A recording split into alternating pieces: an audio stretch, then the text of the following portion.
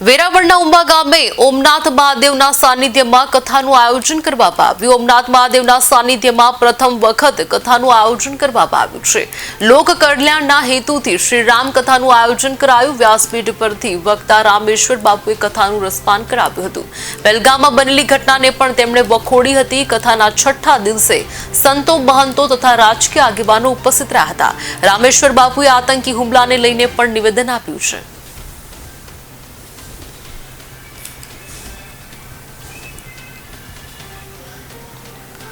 અને રાક્ષસી વૃત્તિના લોકો, હું એને રાક્ષસી વૃત્તિ કહીશ,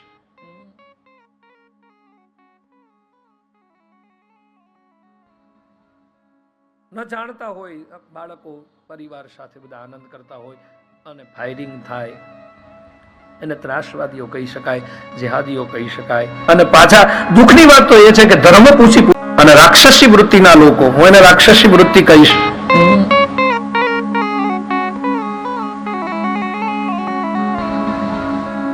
ન જાણતા હોય બાળકો પરિવાર સાથે બધા આનંદ કરતા હોય અને ફાયરિંગ થાય, એને ત્રાસવાદીઓ કહી શકાય, જેહાદીઓ કહી શકાય। અને પાછા દુઃખની વાત તો એ છે કે ધર્મ પૂછીને મારવામાં આવે છે કે તમે કયા ધર્મના માણસો। આપણે બહુ સહન કર્યું, બહુ સહન કર્યું, બહુ સહન કર્યું,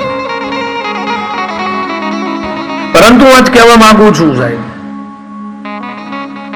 કે આવા લોકોએ આપણને પેટમાં ગોળી મારી છે, આપણે એ લોકોના મસ્તક ઉતારી લેવા જોઈએ છે, પકડીને સાહેબ। કારણ કે આ પાકિસ્તાનીઓ નથી સાહેબ, આ પાકિસ્તાની નથી, આ પાપિકાનિસ્તાની છે, પાપીઓ છે। અને પાકિસ્તાની કહેવાય જ નહીં, આ મહાન પાપીઓ છે। શેના પાકિસ્તાની?